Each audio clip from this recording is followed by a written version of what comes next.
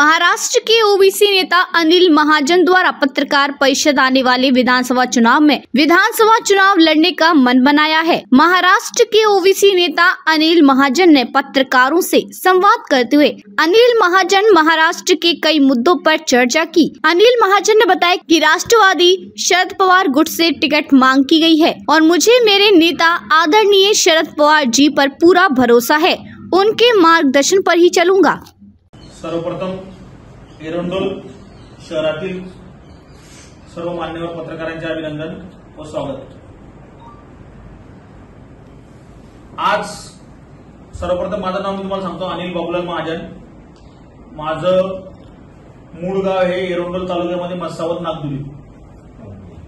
आम्ही प्रॉपर मस्सावत नागदुलीचे आहे, परंतु पाचोऱ्याला आमचे वडील पहिल्यापासून स्थायिक असल्यामुळे आम्ही पाचोऱ्याला राहिलो आणि व्यवसाय निमित्त मी मुंबईला असतो, पण गावाशी नातं आपलं कंटिन्यू आहे। तर याच्यामध्ये माळी समाजाचं महाराष्ट्र माळी समाज महासंघाचं मी महाराष्ट्राचा अध्यक्ष आहे आणि माळी समाजाचं ओबीसी बहुजन समाजाचं मी राज्यभर काम करतो। राज्यभर जवळजवळ 10 ते 15 वर्षापासून सामाजिक संघटनांचे प्रत्येक ठिकाणी माझे मेळावे वगैरे झालेले आहेत आणि 2008 पासून आदरणीय विद्यमान आमदार माजी मंत्री नाथाभाऊ खडसे यांच्या संपर्कात मी आहे 2008 पासून। तर नाथाभाऊंना मी आमचे राजकीय गुरु मानतो। तर नाथाभाऊंसोबत आम्ही राष्ट्रवादी काँग्रेस पक्ष शरद पवार गटामध्ये आम्ही प्रवेश केला आणि तेव्हापासून भाऊंबरोबरच आहे। तर आता एरंडोल विधानसभेसाठी पक्षामध्ये मी इच्छुक म्हणून अर्ज दाखल केलेला आहे। यामध्ये थोडी सामाजिक एंगल आहे की मी ज्या समाजात जन्माला आलेलो आहे त्या समाजाचाही इथं बऱ्यापैकी समाज बांधव आहे, त्यांचाही विकास करायचा आहे। ओबीसीचे लोक आहेत, बहुजनांचे लोक आहेत, काही गरजवंत मराठा समाजाचे लोक आहेत, जे चांगले मित्र परिवार आहेत, त्यांनाही आपल्याला सोबत घ्यायचं आहे। तर यासाठी आपण ह्या विधानसभेची मागणी केलेली आहे पक्षामध्ये की मला तुम्ही उमेदवारी द्यावी आणि पक्षाने मला का उमेदवारी द्यावी हे पक्षाला मी पटवून दिलेलं आहे। आदरणीय आमचे जयंत पाटील साहेब असतील, आमचे श्रद्धास्थान शरद पवार साहेब आहेत, नाथाभाऊ आहेत, त्यांना सर्वांना मी माझ्या नेत्यांना पटवून दिलं आहे की मी राज्यभर माळी समाजाचं काम करतो, ओबीसीचं काम करतो। मला जर एरंडोल पारोळा विधानसभेचं जर तुम्ही पक्षाची उमेदवारी दिली, मदत केली, तर राज्यभरामध्ये ओबीसी बहुजन समाजाचं माळी समाजाचं मतदान आपल्या पक्षाला मिळेल की मी राज्याचं नेतृत्व करतो म्हणून माझ्या संघटनेचे प्रत्येक मतदारसंघात हा निर्णायकारक समाज आहे, तर ती मदत होईल हे त्यांना पटवून दिलं आहे। आणि दुसरा विषय की खडसे साहेब जे आहेत, नाथाभाऊ जे आहेत, त्यांनी राजकीय पालकत्व माझं स्वीकारलेलं आहे। नाथाभाऊंनी मला सांगितलेलं की कामाला लागा, पक्षाने सांगितलं की मतदारसंघात जावा आणि पत्रकार परिषद घ्यावा आणि तुम्ही कामाला लागा। आणि ऑलरेडी मी एरंडोल पारोळ्यामध्ये पहिलेही काम केलेलं आहे। काम केलेलं असताना अनेक ठिकाणी माझे पारोळ्यात मेळावे झाले, एरंडोलमध्ये मेळावे झाले आणि मी कंटिन्यू लोकांच्या संपर्कामध्ये इथं आहे। त्यासाठी मी आज ही पत्रकार परिषद म्हणजे की मी इच्छुक म्हणून उमेदवारी जाहीर करण्यासाठी लोकांना ही पत्रकार परिषद घेतलेली आहे। आणि हा जो मतदारसंघ आहे हा विकासापासून दुर्लक्षित मतदारसंघ आहे आणि ह्या मतदारसंघामध्ये विद्यमान आमदार चिमणराव पाटील यांनी कुठलेही काही काम केलेलं नाही। तर त्यामुळे एक मोजके जे म्हणजे आजच्या पत्रकार परिषद फक्त एक ठराविक पॉईंट फक्त मी पत्रकारांच्या लक्षात आणून देतो की मी थोडीशी त्याची माहिती घेतलेली आहे।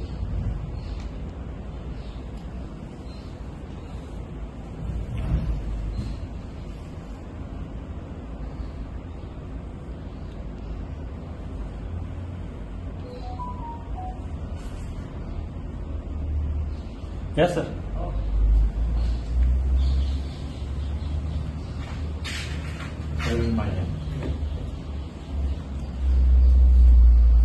एरंडोल तालुक्यामध्ये राजकारण करत असताना पूर्वीपासून एरंडोल तालुका हा एरंडोलीसाठी दिल्लीपर्यंत प्रसिद्ध होता, हे आपल्या सर्वांना माहिती आहे। परंतु पारोळ्यातील पुढाऱ्यांनी एंट्री केल्यानंतर गलिच्छ राजकारण इथे सुरू केले। एरंडोल येथील जे राजकारणी विविध पक्षात गुणी गोविंदाने नांदत होते, या पारोळ्यातील पुढाऱ्यांनी ह्या एरंडोलमध्ये गावागावात भाऊबंदकीमध्ये भांडण लावून एक दुसऱ्यामध्ये दरी आमच्या लोकांना स्थान दिलं नाही। विद्यमान आमदार चिमणराव पाटील यांनी आपल्या मुलाच्या नावाने जवळकडे सीम येथून सोसायटीचे सभासद दाखवून गेल्या 2 पंचवर्षीपासून जिल्हा बँकेचे ठराव मागून चिमणराव पाटील अमोल चिमणराव पाटील यांच्या नावाने मर्जीतल्या सोसायटीतले आपले ठराव करून गेल्या 10 वर्षापासून चिमणराव पाटील यांचे चिरंजीव यांना जिल्हा बँकेत प्रतिनिधित्व करत आहेत। याचा अर्थ असा आहे की एरंडोल तालुक्यात जिल्हा बँकेचा संचालक होण्यासाठी कोणी पात्र नाही का, कोणी अल्पसंख्याक बहुजन समाजाचा लायक नाही का?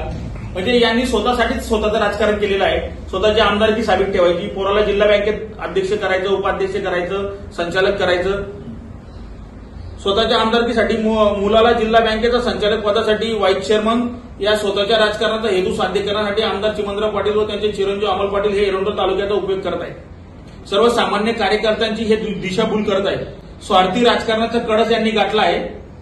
यांना एरंडोल पारोडा तालुक्याच्या विकासाची, शैक्षणिक प्रगतीशी, सिंचनाच्या वृद्धीसाठी यांनी कुठलंही काम केलेलं नाहीये।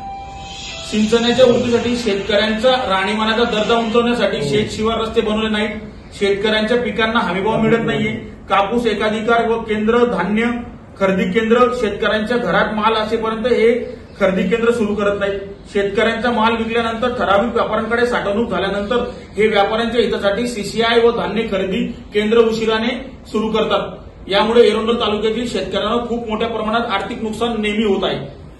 यांना स्वतःच्या राजकारणापलीकडे सामान्य नागरिकांच्या उन्नतीसाठी काही करण्याची इच्छा नाही। विकास कामाच्या नावाने शासनाकडून मर्जीतल्या ठेकेदारांना टेंडर मॅनेज करून यांच्याकडून 15 ते 20% कमिशन घेऊन आपला आर्थिक हेतू साध्य करीत आहे। अंजनी धरणाची उंची वाढवण्यासंदर्भात यांनी कुठलाही प्रयत्न केला नाही। सोनबर्डी, हनुमंतखेडा या गावाच्या पुनर्वसनासाठी कुठलेही प्रयत्न यांनी केले नाहीत। हे दोन्ही गाव विस्थापित झाले नाही म्हणून धरण हे 100% भरत नाही। 100% धरण भरत नसल्यामुळे शेतकऱ्यांना पाण्याचा लाभ मिळत नाही। हे जे विकासाचे काम आहे, ते विकासाच्या कामावर आमदारांचं लक्षच नाही। एरंडोल शहरामध्ये नगर परिषदेमार्फत 4 कोटीचा निधी मंजूर केला आठवडे बाजारासाठी। आठवडे बाजाराची निर्मिती करणारी तिथं पण त्यांनी मर्जीतल्या कार्यकर्त्यांना गाड्या देऊन आठवडे बाजार ओस पडलाय। आज रोजी कुठल्याही शेतकऱ्याला भाजीपाला विकण्यासाठी आठवडे बाजारमध्ये बसू देत नाही। गरीब शेतकऱ्यांना धरणगाव चौफुलीपासून ते मसावत नाक्यापर्यंत रस्त्याच्या दुतर्फा जीव मुठीत धरून दोघे बाजूला बसून भाजीपाला विक्रीचा व्यवसाय करावा लागत आहे। एखाद्या वेळेस रस्त्यावर अपघात होण्याची शक्यता आहे। शासनाकडून ज्या उद्देशाने शासनाचा निधी आठवडे बाजारासाठी 4 कोटी रुपयाचा निधी घेऊन आले त्याचा उद्देश सफल होताना दिसून येत नाही। मर्जीतल्या ठराविक ठेकेदारांना हे विद्यमान आमदार चिमणराव पाटील व त्यांचे चिरंजीव अमोल पाटील हे काम करत आहेत। त्यामुळे जनतेत संतापाची लाट आलेली आहे। म्हणजे थोडक्यात की विद्यमान आमदारांनी एवढा मोठा निधी आणला सांगतात। काल ते परवा त्यांच्या मुलाचं मी स्टेटमेंट बघितलं अमोल चिमणराव पाटलांचं, की त्यांनी सांगितलं की स्वातंत्र्य काळानंतर पहिल्यांदाच आम्ही एवढा निधी आणला। मग एवढा निधी आणला तर निधी गेला कुठे? जनतेला हिशोब द्या। उद्या तुम्ही असंही सांगणार की स्वातंत्र्य हे माझ्या वडिलांनीच भारताला मिळवून दिलेलं आहे। मग तुम्ही लोकांची दिशाभूल करतात, एरंडोलमध्ये समाजामध्ये भांडण लावतात। तर त्यामुळे आता एरंडोलकर नागरिकांनी, पारडोकर नागरिकांनी यांची गोची ओळखून घेतलेली आहे। वसंत सहकारी साखर कारखाना कोणामुळे गेला?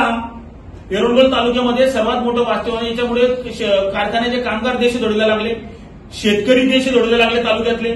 शेवटचं प्रशासक कोण होतं तिथे? आमदारांनी उत्तर द्यावं। विद्यमान आमदार चिमणराव पाटील हे कारखान्यावर प्रशासक होते।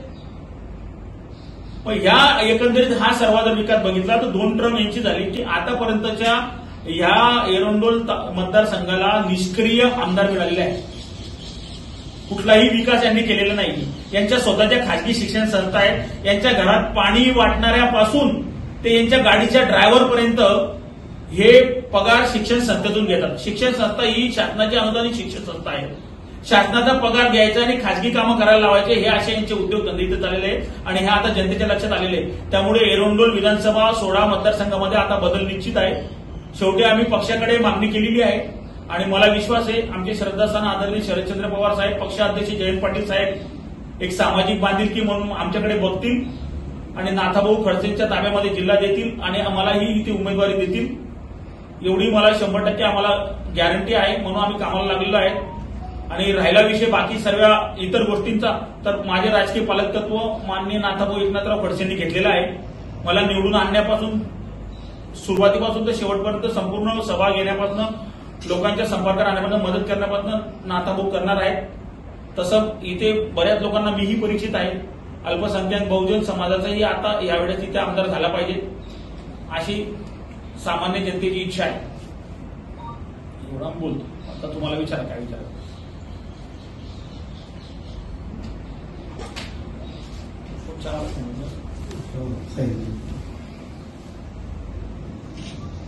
तुम्ही मगाशी सांगितलं की तुम्ही प्रॉपर राहणार आहे नागपुरीचे. हा. कमासावरचे नागपूर. तुमचं गाव मसाव नागपूर. पण आता वास्तविक तुमचं मुंबईला आहे. मुंबईला.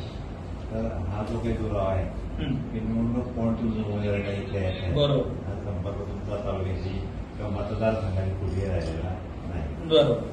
नाही आता मी तेच कमिटमेंट करतोय ना की आता तो 30 पदवी उमेदवार जो कोणी राहील हा. समजा तुम्हाला तिकीट मिळालं पार्टीने किंवा आघाडीतर्फे तुम्हाला तिकीट मिळालं, तुमच्या ऍलिगेशन काय राहील, पहिला प्रमुख आरोप काय राहील तुमच्यावर की स्थानिक उमेदवार स्थानिक पाहिजे.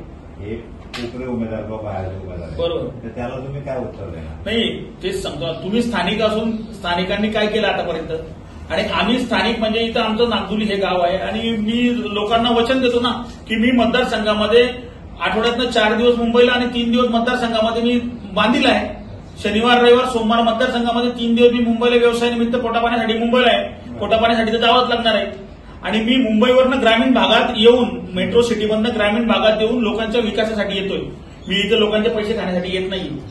लोक गावातून शहराकडे जातात, मी शहराकडनं गावाकडे येतोय. म्हणजे मी माझ्या पोटापाण्याची लाईन लावून व्यवस्थितपणे